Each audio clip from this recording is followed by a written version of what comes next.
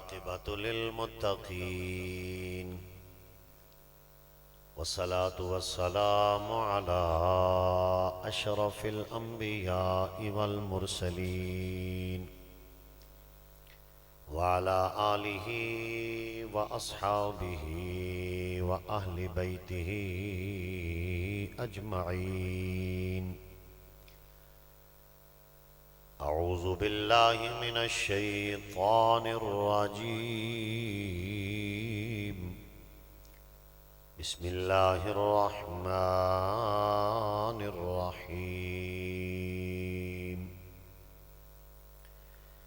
وما أرسلناك إلا رحمة للعالمين.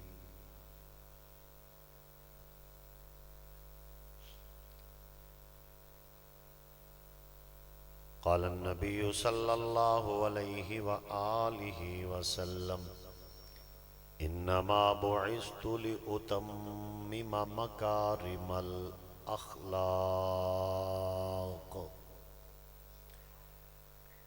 صدق الله وصدق رسوله النبي الأمي الكريم. درود شریف پڑھیے. اللهم صل على سيدنا وسندنا ونبينا ومولانا محمد النبي الأمي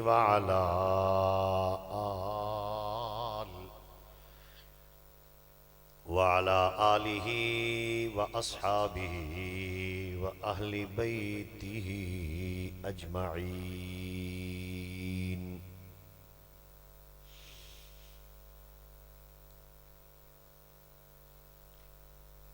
قوت عشق سے ہر پست کو بالا کر دے. قوت عشق سے ہر پست کو بالا کر دے. دہر میں اسم محمد سے اجالا کر دے. چمن نے آمد خیر الورا کی جب خبر پائی، کرے تعظیم خوشبو پھول سے باہر نکل آئی. محمد نے کچھ اس انداز سے تبلیغ فرمائی، کہیں اخلاق کام آیا کہیں تلوار کام آئی. سمجھتی کیا ہے دنیا عاشقان شاہ بطحا کو، یہ دیوانے وہ ہیں جن سے سبق لیتی ہے دانائی. انتہائی واجب الاحترام معزز علماء کرام، معززین علاقہ، اللہ تعالیٰ کا بہت بڑا فضل و کرم اور احسان ہوا جس نے ہم سب کو آج کی بابرکت باسعادت سالانہ عظیم الشان پیغام رحمت للعالمین صلی اللہ علیہ وآلہ وسلم کے بابرکت عنوان سے معانمن محفل میں حاضری کی سعادت عطا فرمائی. دعا کریں اللہ تعالیٰ اس مبارک محفل کو ہم سب کی ہدایت کا ذریعہ بنائے. اللہ تعالیٰ پورے علاقے پر اس کے اچھے اثرات مرتب فرمائے، اور اللہ رب العالمین ہم سب کو اپنے پیارے آقا و مولا حضور خاتم النبیین صلی اللہ علیہ وآلہ وسلم کی نورانی تعلیمات حضرات صحابہ اہل بیت اطہار کے نقش قدم پہ اللہ چلائے. رحمت للعالمین ایک ایسا وسیع اور عریض عنوان ہے کہ اللہ نے یہ جو صفت حضور علیہ السلام کو عطا فرمائی ہے، یہ اپنے خاص خزانوں میں سے اپنے خاص نبی کو دی ہے. ویسے اللہ کے سارے ہی خزانے خاص ہیں، مگر خاص نبی کے لیے اللہ کی عنایات بھی خاص ہیں. کہو بے شک. ویسے تو آسمانی ساری کتابیں اعلیٰ ہیں، لیکن ان اعلیٰ کتابوں میں قرآن سب سے اعلیٰ ہے. ویسے تو اللہ کے سارے نبی اعلیٰ ہیں، لیکن حضور رحمت للعالمین ان اعلیٰ نبیوں میں سے بھی اولا ہیں۔ ویسے تو سارے نبی حسین ہیں، لیکن حضور خاتم النبیین سارے نبیوں میں احسن ہیں۔ ویسے تو سارے نبی جمیل ہیں، لیکن اللہ کے خزانوں میں حضور سارے نبیوں میں سے اجمل ہیں۔ ویسے تو سارے نبی کامل ہیں، لیکن اللہ کے خزانوں میں سے آنے والے حضور علیہ السلام سارے نبیوں میں سے اکمل اور مکمل ہیں، صلی اللہ علیہ وآلہ وسلم۔ حضور اقدس صلی اللہ علیہ وآلہ وسلم کو اللہ نے ایک صفت عطا کی ہے جسے ہم رحمت للعالمین کے نام سے مانتے ہیں اور جانتے ہیں۔ اللہ قرآن میں کہتا ہے لَقَدْ جَاءَكُمْ رَسُولٌ مِّنْ أَنفُسِكُمْ عَزِيزٌ عَلَيْهِ مَا عَنِتُّمْ حَرِيصٌ بِالْمُؤْمِنِينَ رَؤُوفٌ رَحِيمٌ۔ تمہارے پاس ایک ایسا نبی آیا ہے جس کی یہ ساری صفات ہیں، ان میں سے ایک بہترین صفت یہ ہے کہ حضور اللہ کے بندوں پہ رؤوف و رحیم ہے، بڑے کریم ہیں، بڑے مہربان ہیں۔ حضور علیہ السلام کے خادم خاص تھے حضرت انس بن مالک۔ جب حضور مکے سے مدینہ ہجرت کر کے تشریف لائے تو ان کی اماں انس بن مالک کی اماں چھوٹا سا بچہ میرے پاک پیغمبر کے پاس لے کے آئیں۔ جو بچہ اپنی ماں کا ہاتھ پکڑ کے حضور کے پاس آیا، آقا علیہ السلام نے پوچھا کیسے آئی ہو؟ فرمایا یہ بچہ محمدی مدرسے میں داخل کر لو، جسے سمجھ آئے گی وہ بولے گا، جیڑا متاثرین ٹھانڈے ہو نہ بولے، جیڑا ایمان تازہ ہوئے ہو ذرا بلند آواز نہ لاکسی، سارے بلند آواز سے۔ میرا یہ بچہ آپ لے لیجئے، اسے پڑھائیے، حافظ بنائیے، قاری بنائیے۔ نبی علیہ السلام نے فرمایا ٹھیک ہے۔ انس بن مالک میرے پاک پیغمبر کی خدمت میں رہے، صبح شام دن رات سفر میں حضر میں۔ حضرت انس کہتے ہیں کہ میں حضور علیہ السلام کا خادم خاص بن گیا۔ اللہ کے نبی نے وضو کرنا ہوتا، پانی منگواتے میں لے آتا، رومال منگواتے میں لے آتا، کوئی برتن منگاتے میں لے آتا۔ حضور علیہ السلام اپنے کسی گھر بھیجتے میں اماں جان کے پاس چلا جاتا۔ بچے تھے، گھر میں آتے جاتے تھے، پیغمبر کی خدمت میں لگے ہوئے۔ ان کی عمر 100 سال ہوئی ہے حضرت انس بن مالک کی۔ آخری عمر میں نابینے ہو گئے، صحابہ میں سے چند ایک زندہ رہ گئے۔ مسلمان آتے اور انس بن مالک کو آ کے کہتے کہ آپ حضور کے خادم رہے ہیں، حضور کی صحبت اختیار کی ہے، بتاؤ حضور کے اخلاق کیسے ہوتے تھے؟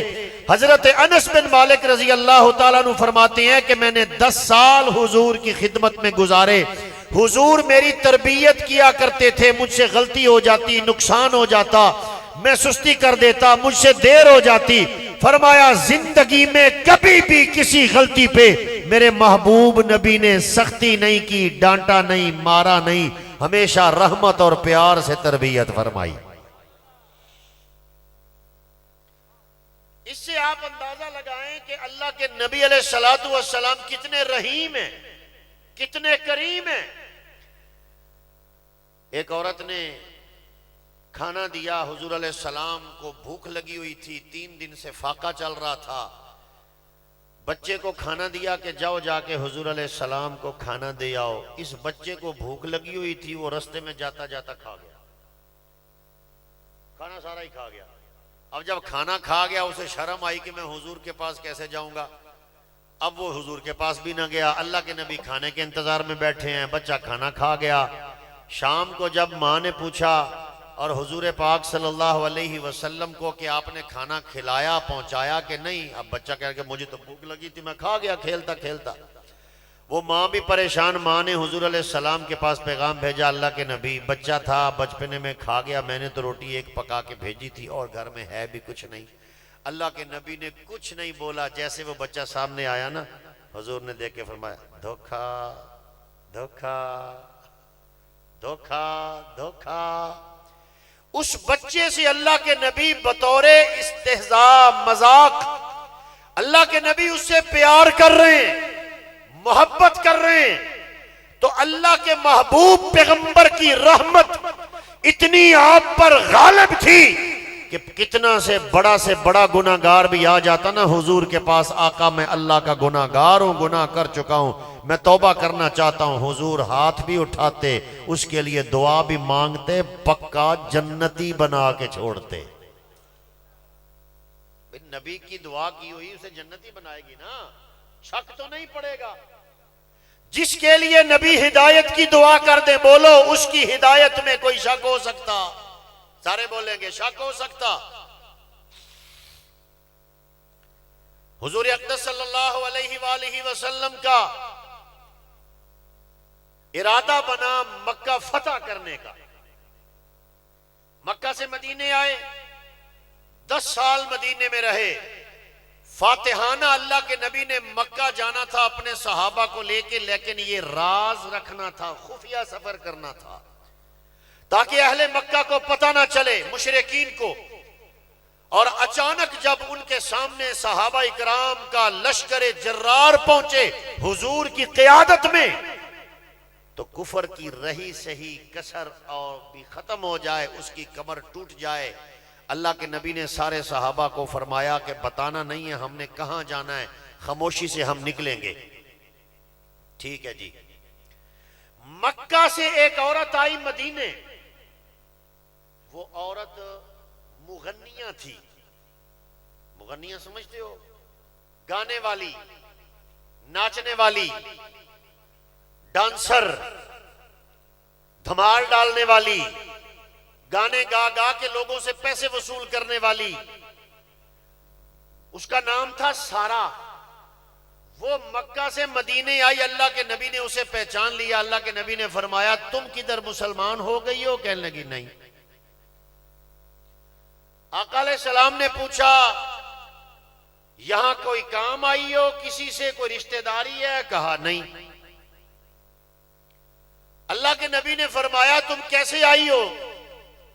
کہنے لگی کہ بھوک سے برا حال ہے، کمائی میری اب رہی نہیں، گانا میرا کوئی سنتا نہیں، محفل میری لگتی نہیں، مکے والوں سے میں نا امید ہو گئی ہوں، اب مجھے امید ہے تو آپ سے امید ہے کہ کچھ کھانے کے لیے دے دو گے، راشن پانی میں لے کے چلی جاؤں گی۔ ہے کسی میں اتنی برداشت آج؟ اساں جیڑے نمازاں تو دور ہوئیے، روزے تو دور ہوئیے، حج تو دور ہوئیے، قرآن تو دور ہوئیے، حلال تو دور ہوئیے، سچ تو دور ہوئیے، لیکن جنہوں اساں گناہگار سمجھنا ہے وہ زمانے دا سب تو وڈا گناہگار ہو سکتا۔ اسی پاک صاف۔ دوسرے کو ہم گناہگار بھی سمجھیں گے، کہیں گے بھی، ہائے کاش کہ کبھی میں اپنے بارے میں غور کر لیتا کہ میں رب کی رحمت سے گناہ کر کر کے کتنا دور ہو گیا ہوں۔ کسی گناہگار سے اس کے گناہ کی وجہ سے نفرت مت کیجئے۔ ایسا نہ ہو کہ کسی سے بغض کی وجہ سے، نفرت کی وجہ سے، کسی گناہگار کا مذاق اڑانے کی وجہ سے اللہ اسے تو ہدایت دے دے اور اللہ ہمیں پھنسا دے۔ کہیں ایسا نہ ہو کہ اللہ کی ناراضگی آ جائے۔ دیکھو میرے محبوب نبی کی رحمت کا پیغام۔ حضور نے فرمایا تو اتنی دور ہمارے پاس آئی ہے کھانا پینا لینے کے لیے، وہ جو تیرے اوپر نوٹوں کی دتیاں بکھیرتے تھے، وہ جو تیرے گانے سنتے تھے، وہ جو تیری محفلوں میں بیٹھتے تھے، وہ کدھر ہیں؟ وہ کیوں نہیں دیتے تمہیں اب؟ تو وہ عورت کہنے لگی یا رسول اللہ او تو سارے تو سب میدان بدر وچ مار سٹے ہیں، وہ تو سارے قتل ہو گئے، اب مکہ میں جشن منانے والا کوئی نہیں ہے، مکہ میں کوئی مشرک ایسا نہیں ہے کہ جو خوشیاں منا سکے۔ اے محمد، آپ نے اور آپ کے صحابہ نے کفر کی خوشیاں ختم کر کے رکھ دی۔ اے محمد، آپ نے مشرکوں کی خوشیوں پہ پانی پھیر دیا، اور خدا کی قسم اٹھا کے کہتا ہوں محمد عربی کا دنیا میں آنے کا مقصد ہی یہ تھا کہ دنیا میں خوش ہونے کا حق ہے، اللہ والوں کو ہے، خوش ہونے کا حق ہے، نبی والوں کو ہے، خوش ہونے کا حق ہے، صحابہ والوں کو ہے۔ جس نے رب کو خوش کر لیا، جس نے خدا کو خوش کر لیا، مصطفیٰ کو خوش کر لیا، اللہ کہتے ہیں میں تمہیں دنیا میں بھی خوش کروں گا، آخرت میں بھی خوش کروں گا۔ شرط یہ ہے کہ اللہ کو راضی رکھنا ہے، شرط یہ ہے کہ حضور کو راضی کرنا ہے، شرط یہ ہے کہ اسلام کے دائرے کے اندر رہنا ہے۔ اللہ ہمیں پابندی دین کی توفیق بخشے۔ وہ عورت کہنے لگی کہ آپ نے وہ سارے مار دیے، اب کون گانے سنے؟ ابو جال مر گیا، قتل ہو گیا، ابو لہب گیا، عتبہ گیا، عتیبہ گیا، شیبہ گیا، یہ جتنے نامور تھے سارے ہی قتل ہو گئے، سردار پیچھے رہا ہی کوئی نہیں۔ حضور نے فرمایا ہاں یہ بات تیری سمجھ میں آتی ہے۔ حضور نے پوچھا اسلام قبول کیا؟ کہنے لگی نہیں کیا۔ کلمہ پڑھا؟ نہیں پڑھا۔ کیا لینے آئی ہو؟ اسلام قبول کرنے آئی ہو؟ کہنے لگی بھوک کی وجہ سے آئی ہوں، آپ سے امید ہے۔ ہائے ہائے ہائے ہائے، غیر مسلم مغنیاں کنجری زمانے کی رحمت والے نبی کے پاس آ کے کہتی ہو بھوک کی وجہ سے مر رہی ہوں، کچھ کھانے کو دے دیجئے، لے کے واپس چلی جاؤں گی۔ رحمت والے نبی نے اپنے صحابہ کو حکم دیا میرے یارو یہ جیسی بھی ہے عورت ذات ہے، بھوک کی ماری آئی ہے، جو ہو سکتا ہے اس کی خدمت کر دو۔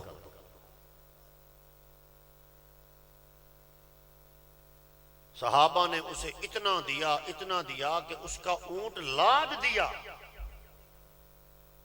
اونٹ لاد دیا اس کا۔ جب وہ واپس جانے لگی نا تو ایک صحابی حضرت حاتب بن ابی بلتعہ رضی اللہ تعالی عنہ، انہوں نے ایک خط لکھا اور خط لکھ کے اس عورت کو دیا کہ مکہ میں میرے بیوی بچے بیٹھے ہیں، یہ خط میرے بیوی بچوں تک پہنچا دو گی؟ کہنے لگی پہنچا دوں گی، راز میں رکھنا، کسی کو دکھانا مت، بتانا مت۔ اس مغنیہ نے کہا، اس ناچنے والی نے کہا ٹھیک ہے آپ کی امانت ہے، میں کسی کو نہیں بتاؤں گی، دکھاؤں گی۔ جب وہ مکہ اور مدینے کے درمیان میں پہنچی تو جناب جبریل نے عالم الغیب کی طرف سے خبر لا کے حضور کے سینے پہ اتار دی اور حضور کو بتایا اے اللہ کے نبی ایک عورت مکہ جا رہی ہے آپ کے پاس سے ہو کے، وہ آپ کا راز لے کے جا رہی ہے، اسے پکڑ لیجئے، راز واپس لے آئیے۔ حضور اقدس صلی اللہ علیہ وسلم نے حضرت زبیر بن عوام کو، حضرت ابو مرثد کو، حضرت علی المرتضیٰ، 3 صحابہ کو، ان میں امیر حضرت علی کو بنا کے فرمایا آپ تینوں جاؤ، تیزی سے جاؤ اور خاخ، مقام خاخ نام کی جگہ پہ عورت جا رہی ہے، اس سے وہ خط لے کر واپس آ جاؤ۔ تینوں صحابہ جاتے ہیں مقام خاخ پہ، وہ عورت اپنے اونٹ پہ جا رہی ہوتی ہے۔ حضرت علی رضی اللہ تعالیٰ نے فرمایا رک جاؤ، عورت رک گئی۔ حضرت علی نے فرمایا تیرے پاس ایک خط ہے وہ ہمیں دے دو، تیرے پاس ایک خط ہے وہ خط ہمیں دے دو۔ عورت کہنے لگی میرے پاس تو کوئی خط نہیں ہے۔ حضرت علی نے فرمایا خط ہے؟ وہ کہتی ہے نہیں ہے۔ فرمایا خط ہے؟ کہتی ہے نہیں ہے۔ فرمایا ہم تیری تلاشی لیں گے، تیرے سامان کی تلاشی لیں گے۔ کہنے لگی نہیں ہے۔ جب وہ نہیں مانی، اب عورت کو ہاتھ بھی نہیں لگا سکتے تھے، تو حضرت علی نے دھمکی لگائی شرافت سے خط نکال کے ہمارے حوالے کر دو ورنہ ہم تجھے ننگا کر کے تلاشی لیں گے۔ دھمکی لگائی، عورت ذات تھی، ڈر گئی، اس نے اپنے بالوں کے جوڑے میں سے وہ خط نکال کے دے دیا۔ حضرت علی کہتے تھے کہ تیرے پاس خط ہے؟ کہنے لگی کیا دلیل ہے؟ علی کہتے ہیں دلیل یہ ہے کہ ہمارے سچے نبی نے بتایا ہے۔ بلند آواز سے کوئی بندہ گواہ نہیں، لیکن نبی وہ ہوتا ہے کہ جس کے لیے گواہیوں کی ضرورت نہیں پڑھتی. اس عورت نے خط نکال کے حضرت علی کو دے دیا، عورت کو چھوڑ دیا، جاؤ. خط لے کر واپس آ گئے حضور علیہ السلام کے پاس. آقا نے فرمایا کھولو پڑھو کیا لکھا ہے. خط کھول کے دیکھا تو اس میں لکھا ہوا تھا یہ خط حاتب بن ابی بالتا کی طرف سے اس کے بیوی اور بچوں اور مکہ کے سرداروں کے نام ہیں، اور سرداروں کو لکھا ہوا تھا کہ حضور علیہ السلام خفیہ پلان بنا رہے ہیں، اللہ کے نبی اپنی جماعت صحابہ کو لے کے مکہ پہ حملہ آور ہونے لگے ہیں، اس لیے میں تمہیں وقت سے پہلے باخبر کر رہا ہوں، اپنا انتظام کر لو ورنہ کوئی بھی زندہ نہیں بچے گا. تھوڑا توجہ سے سننا بات کو. یہ راز فاش کرنے والے صحابی ہیں. کون ہیں؟ سارے بولیں گے کون ہیں؟ صحابی پیغمبر. تاریخ صحابہ پہ ایسے ایسے اعتراض کرتی ہے کہ صحابہ اکرام ایسے تھے ویسے تھے، بے وفا تھے، حضور کے چھوڑ گئے تھے.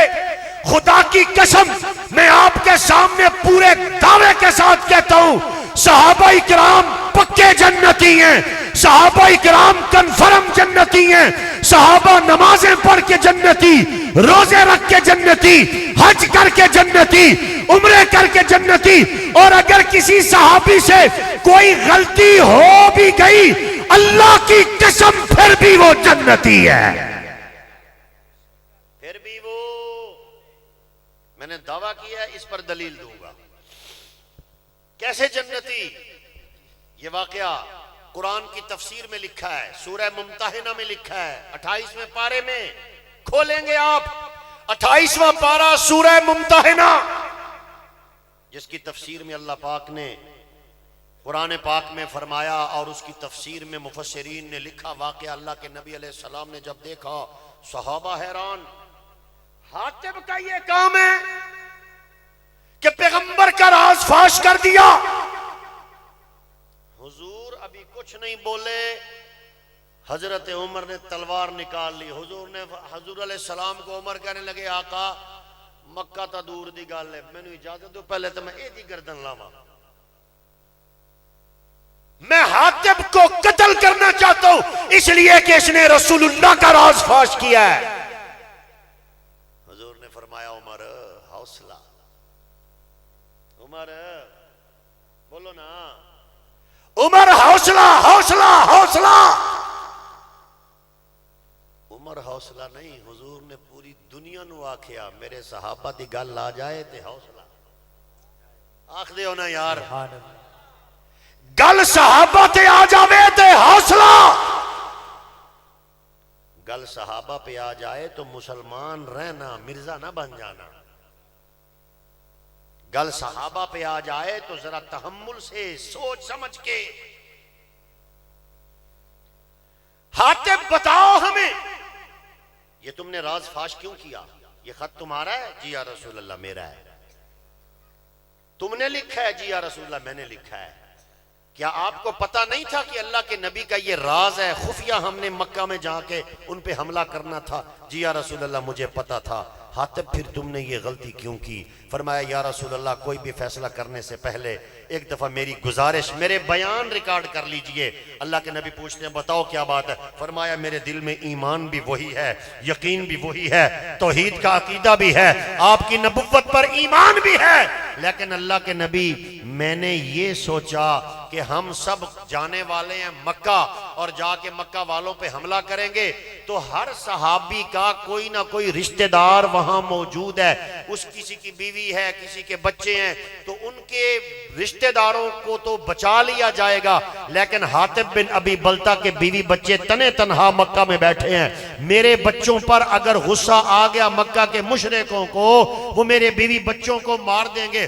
آقا بیوی بچوں کی محبت میں اندھا ہو گیا تھا، مجھ سے یہ غلطی ہو گئی. اے اللہ کے نبی میرا کوئی ارادہ نہیں تھا رسول اللہ صلی اللہ علیہ وسلم کی مخالفت کرنے کا. یا رسول اللہ میں اس پہ اپنی توبہ کرتا ہوں، معذرت کرتا ہوں. حضور نے فرمایا میرے صحابہ حاتب سچ کہتا ہے. حاتب سچ، بولو بولو بولو، حاتب سچ کہتا ہے.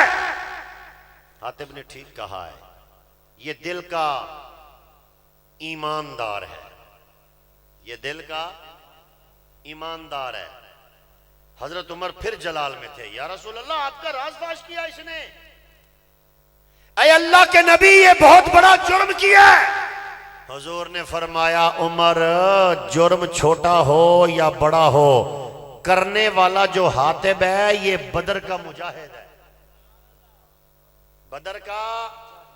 یہ بدر کا مجاہد ہے، اور اللہ نے بدری صحابہ کے لیے جنت کا وعدہ کر لیا ہے، اللہ نے بدری صحابہ کے لیے نجات کا وعدہ کر لیا ہے، اللہ نے بدری صحابہ کے لیے فلاح و فوز کا وعدہ کر لیا ہے۔ تو بتاؤ آج کے انجینئر مرزا کو، بتاؤ آج کے تاریخ دانوں کو، بتاؤ آج کے نام نہاد محققین کو کہ ہو بھی نبی کا صحابی، زمانہ بھی میرے نبی کا ہو، غلطی بھی کنفرم ہو جائے، جان بوجھ پہ بھی اگر صحابی نے غلطی کر لی لیکن اس کے دل میں لا نہیں تھا، وہ بدنیتہ نہیں تھا، اس کے دل میں کوئی کفر نہیں تھا، اللہ کے نبی نے اس پہ اعتماد کر لیا۔ جس کو اللہ معاف کر دے، نبی معاف کر دے، اس صحابی پہ اعتراض کرنے والا اسلام سے باہر ہو جاتا ہے۔ گل سمجھ آئیے کہ کوئی نہ، اور جس پہ رب اعتماد کرے، اللہ کا بندہ ہو اور بے اعتمادی کر سکتا ہے؟ جس پہ حضور اعتماد کرے، حضور کا امتی ہو اور بے اعتمادی کر سکتا ہے؟ اللہ کے نبی نے فرمایا عمر انسان ہے، غلطی ہو جاتی ہے، جب وہ کہہ رہا ہے، گواہی دے رہا ہے اور اقرار کر رہا ہے۔ ایک اور جملہ لے لو، حضرت حاتب کا جو جرم پکڑا گیا، جھوٹ نہیں بولیا۔ دیکھو سچ میں کتنی خیر ہے، سچ میں کتنی برکت ہے۔ حضرت کعب بن مالک کا واقعہ مشہور ہے۔ حضرت کعب رضی اللہ تعالیٰ عنہ کہتے ہیں تبوک کے موقع پہ حضور نے فرمایا نکلو، اللہ کے راستے میں جہاد کے لیے نکلو سارے۔ کعب رضی اللہ تعالیٰ عنہ کہتے ہیں میرے پاس گھوڑا بھی تھا، سامان بھی تھا، پیسے بھی تھے، دولت بھی تھی، سب کچھ تھا۔ میں نے کہا ابھی نکلتا ہوں، ابھی نکلتا ہوں، ابھی نکلتا ہوں۔ ایک دن دو دن حضور چل پڑے، کہتے میں بیٹھا ہوں، چلا جاتا ہوں، کوئی بات نہیں، چلا جاؤں گا، جمعے والے دن چلا جاؤں گا۔ اللہ کے نبی چل پڑے چل پڑے چل پڑے چل پڑے، جا کے آ بھی گئے۔ کعب کہتے ہیں میں نہیں جا سکا۔ حضور اقدس صلی اللہ علیہ وسلم بار بار پوچھتے تھے کعب کدھر ہے، آیا کہ نہیں آیا، کعب آیا کہ نہیں آیا، کعب آیا کہ نہیں آیا۔ 30,000 کا لشکر میرے نبی کے ساتھ صحابہ کا، 30,000 کتنے؟ 30,000 کا لشکر میرے نبی کے صحابہ کا حضور کے ساتھ جا رہا ہے۔ حضور نے فرمایا کوئی بھی نہ رہے، سارے نکلو۔ تو سارے صحابہ نکلے، حضور پوچھتے کعب کدھر ہے، کعب کدھر ہے؟ یا رسول اللہ بندہ تو پورا پکا صحابی تھا، مسلمان ہے، مومن ہے، منافق نہیں ہے، پتہ نہیں کیا ہو گیا، اسے کیوں نہیں آیا۔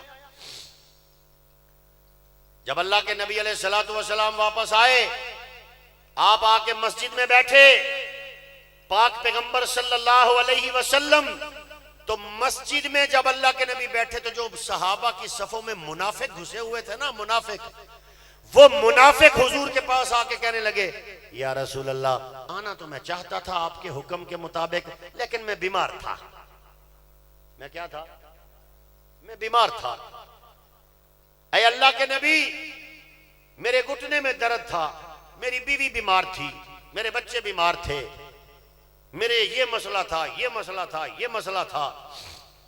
حضور نے فرمایا ٹھیک ہے ٹھیک ہے ٹھیک ہے ٹھیک ہے ٹھیک ہے ٹھیک ہے، جاؤ جاؤ جاؤ جاؤ۔ منافقوں کو چھٹی مل گئی، منافقوں کو۔ جو کعب بن مالک سچا صحابی تھا وہ پھنس گیا۔ وہ کیا کہتے ہیں نا، شاعر کہتا ہے مکتب عشق کا دستور نرالا دیکھا، مکتب عشق کا دستور، جسے سبق یاد ہوا اسے چھٹی نہ ملی۔ منافق بہانے مارتے رہے، جھوٹ بول بول کے۔ حضور نے فرمایا ٹھیک ہے جاؤ۔ اور کعب آئے، کہتے ہیں کہ میں نے کہا یار سب نے بہانے مار لیے، میں بھی بہانہ مار لیتا ہوں، لیکن میں نے ایسا نہیں کیا۔ میں نے کہا کل کو حضور کو پتہ لگ گیا میں نے جھوٹ بولا ہے تو میرا کیا بنے گا؟ میں نے جا کے حضور سے کہا، حضور علیہ السلام کے پاس گیا نا، حضور نے مجھے پوچھا، غصے والی مسکراہٹ چہرے پہ آئی، جتھے پیار ہوئے نا اتھے اے ماحول بنتا ہے، غصے والی مسکراہٹ۔ آپ ادھر تھے؟ یا رسول اللہ یہیں تھا، سواری بھی تھی، گھوڑا بھی تھا، پیسے بھی تھے، صحت بھی تھی، بس ابھی گیا ابھی گیا ابھی گیا ابھی گیا اور سستی ہوگی۔ آقا سستی کی وجہ سے حضور نے فرمایا جو اللہ کا حکم تھا، اللہ کے نبی کا حکم تھا، تو نبی کا حکم مان کے نہیں نکلا، اب انتظار کرو۔ 40 دن تک حضرت کعب رضی اللہ تعالی عنہ کے ساتھ صحابہ نے بول چال بند کر دی حضور کا حکم سن کے۔ اللہ کے نبی نے فرمایا کعب سے بات نہیں کرنی کسی نے۔ مسجد میں آتے، نماز پڑھتے، جماعت کے ساتھ شامل ہوتے، حضور کا بیان سنتے، کوئی بات نہیں کرتا، واپس چلے جاتے۔ روم کے بادشاہ کا خط آیا، ایک آدمی مدینے میں کہتا ہے کوئی کعب کا پتہ بتائے گا، کوئی کعب کا پتہ بتائے گا۔ لوگوں نے اشارہ کیا ایسے، وہ کعب ہے۔ اسے خط دیا جا کے، وہ خط روم کے بادشاہ کا تھا، اس میں لکھا ہوا تھا کہ اے کعب بن مالک، تیرے نبی نے تیرے ساتھ بڑی زیادتی کی ہے، تیرے نبی نے تیرے ساتھ بول چال بند کر دیا، سوشل بائیکاٹ کر دیا، تیرا نبی میں نے سنا ہے تیرے لیے گھیرا تنگ کیے ہوئے ہے، میرے پاس آ جا، رشتے بھی ہیں، پیسہ بھی ہے، دولت بھی ہے، وزیر بناؤں، مشیر بناؤں گا۔ کعب کہتے ہیں ربا ایک اور امتحان آ گیا، کہتے ہیں مجھے اتنا غصہ چڑھا کہ اب کافر کو بھی مجھ سے یہ امید ہے کہ میں ان کا ہو جاؤں گا۔ اللہ کے نبی میرے محبوب ہیں، میری غلطی ہے، حضور اگر نہیں بات کر رہے تو اللہ کے حکم سے نہیں کر رہے، میں مر جاؤں گا لیکن نہ اللہ سے بے وفائی کروں گا نہ نبی سے بے وفائی کروں گا۔ آج ہم ہیں مسلمان، آج ہم ہیں ایمان والے کہ آج ہمارے ہاں اللہ کے ساتھ بھی بے وفائی دھڑلے سے ہو رہی ہے، حضور کے ساتھ بھی بے وفائی بے دھڑک ہو رہی ہے، ہم کس منہ سے اللہ اس کے نبی کے سامنے جائیں گے؟ پھر حضور علیہ السلام نے پیغام دیا کعب سے جا کے کہہ دو اپنی بیوی سے الگ ہو جائے۔ 40 دن کے بعد ایک صحابی نے جا کے کہا حضور کہتے ہیں اپنی بیوی سے الگ ہو جاؤ۔ اس نے کہا کیا حضور نے مجھے طلاق دینے کا حکم دیا ہے؟ کہا نہیں، طلاق کا نہیں بولا، بس الگ ہونے کا حکم دیا۔ اپنے گھر گئے، بیوی کو جا کے کہتے ہیں جاؤ اپنے ماں باپ کے گھر چلی جاؤ، جب اللہ کے نبی کہیں گے تو بلاؤں گا۔ کہتے ہیں 50واں دن تھا، 50واں دن حضور اقدس صلی اللہ علیہ وآلہ وسلم کے صحابی کعب کہتے ہیں میں گھر کی چھت پہ بیٹھا رو رہا تھا فجر کی نماز میں، اور میں نے کہا ربا یا تو میری توبہ قبول کر کے میرے پیارے نبی کو بتا دے، ورنہ کوئی آگ برسا اوپر سے مجھے جلا کے راکھ کر دے، مجھے یقین ہو جائے کہ تو نے میری توبہ قبول کر لی ہے۔ رات کو حضور علیہ السلام پہ قرآن اترا، وَعَلَى الثَّلَاثَةِ الَّذِينَ خُلِّفُوا، وہ میرے نبی کے صحابہ میں سے جو 3 یار پیچھے رہ گئے، ایک کعب، ایک مرارہ بن ربی، ایک ہلال بن امیہ رضی اللہ تعالی عنہ، یہ 3 صحابہ اللہ کہتا ہے جو پیچھے رہ گئے انہوں نے سچی توبہ کی ہے، اے محمد کریم تیرے رب نے انہیں معاف کر دیا ہے۔ اب کوئی تاریخ کا سہارا لے کے دل کا مریض، کوئی بغضی، کوئی مردود و ملعون، کوئی لعنتی یہ کہے کہ حضور کہتے تھے جہاد میں نکلو اور صحابہ بہانے مارتے تھے، ایسے بے ایمان کو میں بے ایمان ہی کہوں گا، مومن نہیں کہہ سکتا۔ اور اگر کسی صحابی سے ذرا سی نافرمانی ہو گئی، اس نے ایسی توبہ کی کہ اس کی توبہ کو بھی رب نے قرآن بنا دیا ہے۔ تجھے کسی صحابی کی غلطی تو نظر آئی، تجھے اس پہ اترتا قرآن نظر نہیں آیا؟ تو اللہ کے نبی علیہ السلام پہ جب قرآن اترا نا سورہ توبہ کی توبہ ہائے ہائے ہائے ہائے ہائے سورہ بولو نا اللہ سانو سارے انہوں توبہ دی توفیق دے. قرآن کی یہ سورت ہے, سورت کا نام سورت ہے, تو توبہ حضور نے کی ہے. حضور سے تو کوئی گناہ ہی نہیں ہوا. توبہ سورت جو نازل ہوئی یہ صحابہ کے لیے ہوئی, اس لیے کہ توبہ کرنے والے وہ چند صحابہ تھے جن سے غلطی ہو گئی, نافرمانی ہو گئی. اور صحابہ کے دشمنوں, تمہیں صحابہ کی غلطی تو نظر آئی, تجھے پورے قرآن میں پوری سورت توبہ نظر نہ آئی. انہوں نے سچی توبہ کی, رب نے قبول کر لی, قرآن اترا, نبی کے سینے سے لگ گئے. خدا کی قسم غلطی کر کے بھی صحابہ جنتی ہیں. نعرہ تکبیر. شان رسالت, مقام رسالت, شان صحابہ, تاجدار ختم نبوت, گفتار صحابہ, کردار صحابہ, استغفار صحابہ, شان صحابہ, مقام صحابہ, کردار صحابہ. اللہ کے نبی حضرت پہ مولانا مفتی ابو القاسم حیدری صاحب, جب قرآن اترا نا حضور پہ تو حضور بڑے خوش. اور تسی بھی خوش ہو کے آکھو حضور بڑے خوش. بھئی جہاں حضور خوش تو ہم بھی خوش. حضور خوش ہو رہے ہیں کہ صحابہ کی وکالت ہو گئی. حضور خوش ہو رہے ہیں کہ سورہ توبہ نازل کر کے اللہ نے صحابہ کی صفائی کر دی, صحابہ کی ہدایت کے فیصلے آ گئے, رضی اللہ عنہم ہو گیا, والسابقون الاولون من المہاجرین والانصار, صحابہ کی شان بیان ہو گئی. حضور خوش ہو گئے ہیں تو حضور والے بھی صحابہ کی صفائی اور پاکی پہ خوش ہیں.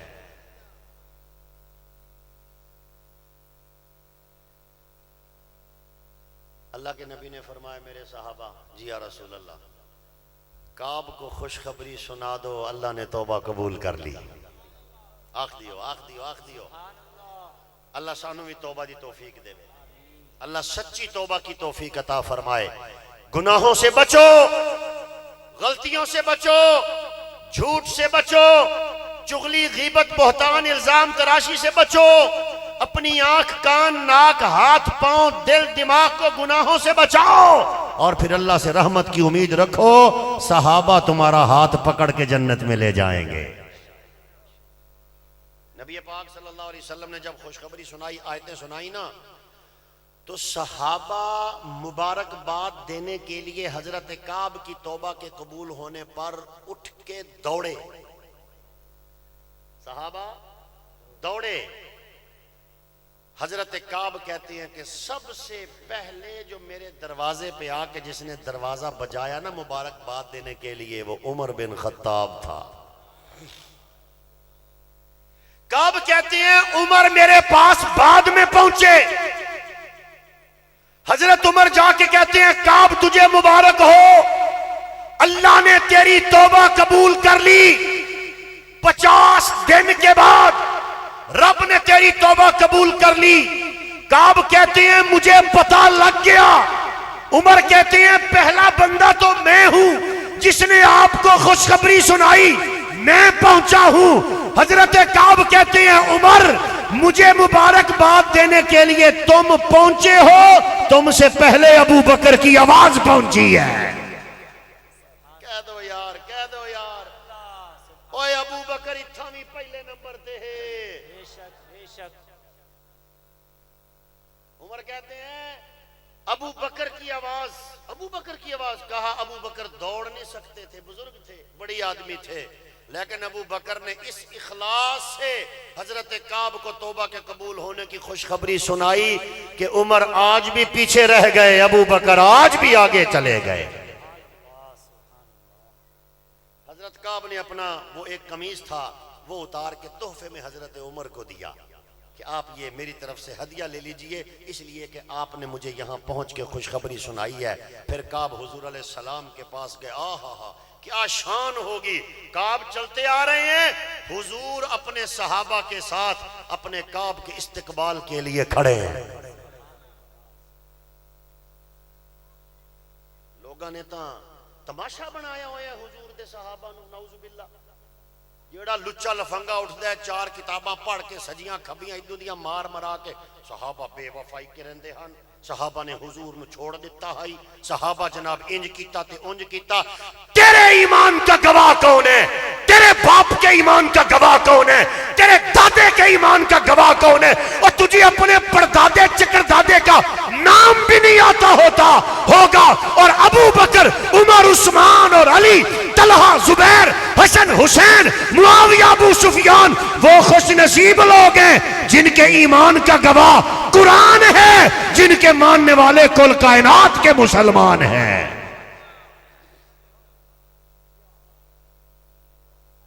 صحابہ کی غلطیوں صحابہ کے کردار میں جو کیڑے نکالتے ہیں ان کی قبر میں انشاءاللہ کیڑے پڑیں گے بے شک بے شک وہ میرے محبوب کے یار تربیت یافتہ لوگ ہیں وہ حضور کی صحبت میں بیٹھنے والے لوگ ہیں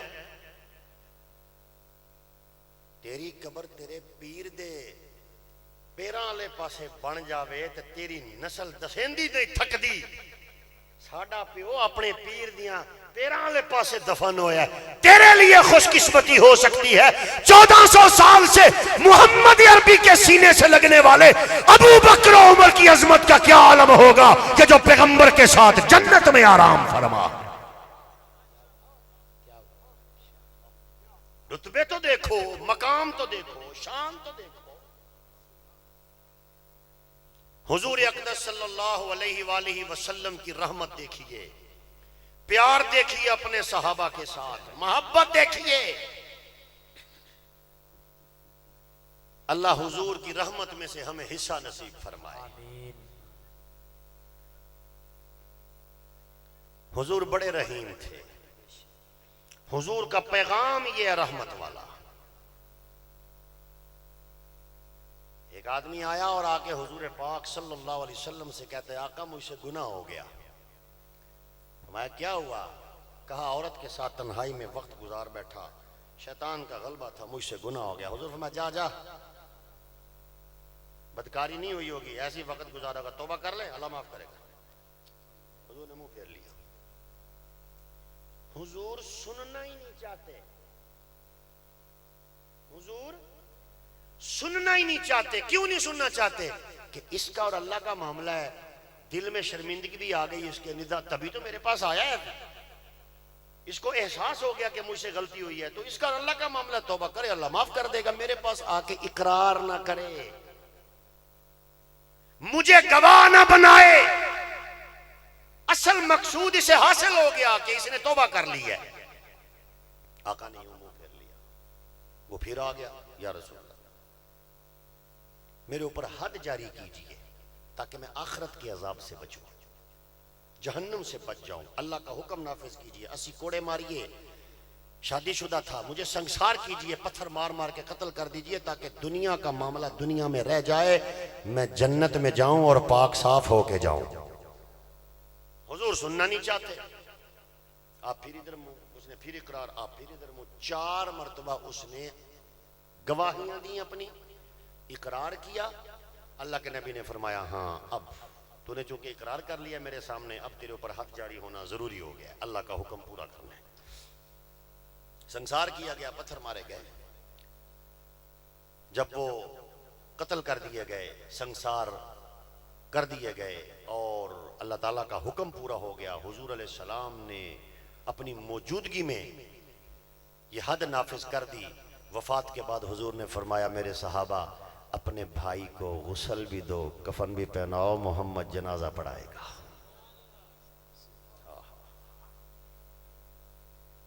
کتنی رحمت کتنی شفقت پتھر مارتے ہوئے اس کا خون نکلا ایک صحابی کے جسم پہ وہ خون کا چھنٹا آ گیا تو اس نے ایسے رومال سے زانی کا خون ایسے زانی کا خون اتنا جملہ کہنے کی دیر تھی رحمت والے پیغمبر کی پیشانی پہ غصہ آ گیا فرمایا سچی توبہ کر چکا ہے رسول اللہ کے سامنے گناہ کا اقرار کر چکا ہے اللہ سے معافی مانگ چکا ہے اپنے اوپر حد جاری کروا کے پاک ہو گیا اب بھی کہتے ہو زانی اب بھی تم تمہیں شرم نہیں آتی؟ تم یہ کیوں کہہ رہے ہو؟ خدا کی قسم اگر اس ماعز اسلمی اس کا نام تھا، اگر ماعز اسلمی نے جو توبہ کی ہے، اس کی توبہ اگر پورے مدینے کے گناہ گاروں پہ تقسیم کی جائے، سارے جنتی چلے ہو بن جائیں۔ اب بھی اعتراض کرتے ہو؟ حضور اپنے صحابی کو پاک صاف کر کے گناہوں سے حضور خود جنازہ پڑھا رہے ہیں، حضور خود جنازہ پڑھا رہے ہیں۔ اور دوسری حدیث پہ آئی ہے ترمذی شریف کی، ایک آدمی کا جنازہ لایا گیا، حضور نے پوچھا دکھاؤ کون ہے، شکل دیکھی تو حضور نے فرمایا لے جاؤ، محمد اس کا جنازہ نہیں پڑھائے گا۔ آقا کیوں؟ فرمایا انہو کان یبغض عثمان، اس کے دل میں میرے عثمان کے لیے بغض تھا، میرے عثمان سے نفرت کرتا تھا، میں نہیں پڑھاؤں گا اس کا جنازہ۔ اپنا گناہگار بھی ہو تو حضور کہتے ہیں بخشا گیا۔ بول لو نا یار، اپنا خطا کار بھی ہو تو رسول اللہ ماعز اسلمی کے لیے کہتے ہیں بخشا گیا، جنتی ہے، کامیاب ہے، توبہ قبول ہے، محمد جنازہ پڑھائیں گے، قبر میں اتریں گے۔ اور حضرت عثمان سے بغض رکھنے والا مر گیا، حضور کے سامنے لایا گیا، آقا کہتے ہیں لے جاؤ اس بد فطرت کو، لے جاؤ اس بدتینت کو، اس کے دل میں میرے داماد عثمان غنی کا بغض تھا، محمد اس کا جنازہ نہیں پڑھائے گا۔ اب جو حضور کے امتی ہیں، حضور کے عاشق ہیں، حضور کے ماننے والے ہیں، وہ جنازے سے پہلے تھوڑا سا غور ضرور کریں گے کہ مرن والا کون ہے۔ کرے سو کہ کوئی نا، جس نبی کا کلمہ پڑھا ہے اس نبی کے طریقے پہ چلنا ہے کہ نہیں چلنا؟ تو پھر یہ غور کرنا ہے، کوئی دل کا مریض تو نہیں، کوئی حضور کی ختم نبوت کا منکر تو نہیں، کوئی حضرات صحابہ حضرات اہل بیت کا بغض رکھنے والا ہے، تو کوئی فرق نہیں پڑے گا، اگر جنازہ میں شامل ہو گئے اپنا ایمان خطرے میں چلا جائے گا، شامل نہ ہوئے تو کوئی فرق نہیں پڑے گا۔ اس لیے تیرا میرا وہ حبدار ہے جو محمد اور اصحاب محمد کا حبدار ہے۔ حضور کی رحمت میں سے اللہ ہمیں رحمت نصیب فرمائے۔ صحابہ اکرام رضی اللہ تعالی عنہم کا طریقہ، صحابہ کی اطاعت اللہ ہمیں نصیب فرمائے۔ آؤ ایمان والو اس بات کا عزم کرو، جب تک جئیں گے انشاءاللہ العزیز رحمت للعالمین صلی اللہ علیہ وسلم کی مبارک سیرت کو زندگی میں نافذ کریں گے، حضرات صحابہ کی پیروی کریں گے، حضرات اہل بیت کی پیروی کریں گے، اور یہ عزم کر کے اٹھیں اپنی بقیہ زندگی انشاءاللہ قرآن و سنت کے تابع ہوگی، اور جہاں جہاں حضور کی ختم نبوت کے لیے ضرورت پڑی ہم اپنی جانیں تو قربان کر دیں گے، مگر عقیدہ ختم نبوت پہ آنچ آنے نہیں دیں گے۔ جہاں ضرورت پڑی حضور کے صحابہ کی عزت و ناموس پہ پہرا دیں گے، اہل بیت کی عزت و ناموس پہ پہرا دیں گے، جانیں قربان کر دیں گے۔ وطن عزیز ملک پاکستان میں صحابہ کی آئینی عزت اور حیثیت کو انشاءاللہ منوا کے جائیں گے۔ خالق سے دعا کیجئے اللہ تعالی ہم سب کو ان ساری باتوں پہ 100% عمل کرنے کی توفیق عطا فرمائے۔